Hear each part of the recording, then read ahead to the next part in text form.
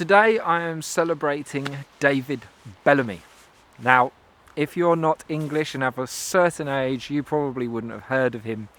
But for people of my particular generation and who come from this country, they will all recognise the name David Bellamy.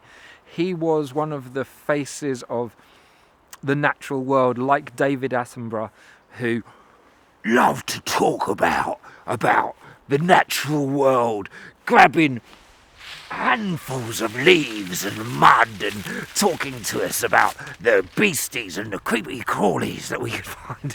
And he was someone who had a big beard and just a beautiful love for all that was nature and had no fear of anything. And he created a sense that the natural world was there for us to experience. It wasn't something that we just pointed at from afar. And David Bellamy was an ongoing presence on the BBC for decades, until suddenly he just seemed to fall out of favour and completely disappear. And when that occurred, seemed to be around the time that he voiced his doubts about climate change. He had questions, and he used to participate in conventions that were exploring this particular field. He was himself a qualified scientist, a botanist in particular, I believe, and he dared to question the narrative and fell foul of it. When the BBC and other such institutions had decided that climate change was something that was happening, and first the world was cooling, and then it was heating up, and then it was global warming, and then it was cooling again. And, this narrative has not been consistent over recent decades. And David Bellamy was one of those people who pointed to the inadequacies of this particular story, or at least, showed some points where it didn't seem to hold up. And it cost him his career.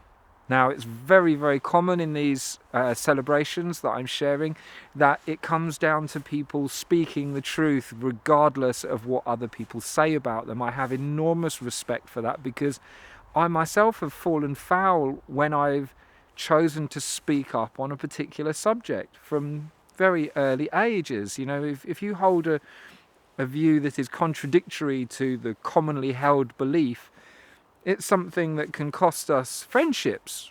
I remember that from my adolescence.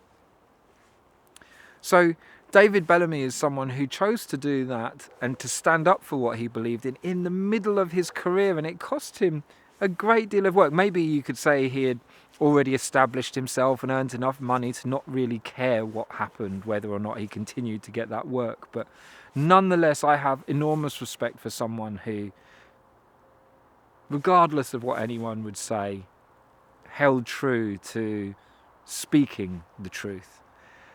Now, that's just one element that I love for when I think of David Bellamy. And undoubtedly for me, the image that really sticks is this man whose willingness to get mud underneath his fingernails and to show such a deep love and passion for plants and animals that it's helped me as an adult to feel comfortable watching my children playing barefoot in the forest, and to pick up things and examine them and not be like jumping around them worried if they're getting dirty or not, which is something that I feel I had as a child. I rarely played barefoot.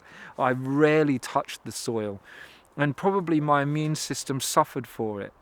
I was a sickly child that had asthma and eczema because I think I was, somewhat shielded from nature's desire to protect us with all its multitude of bacteria and microbes and viruses that I'm very glad to say my children are able to immerse themselves in. And that is undoubtedly somewhat thanks to David Bellamy. So today I'm taking a moment to celebrate the life, the genius, the courage, the beauty of the man that is David Bellamy.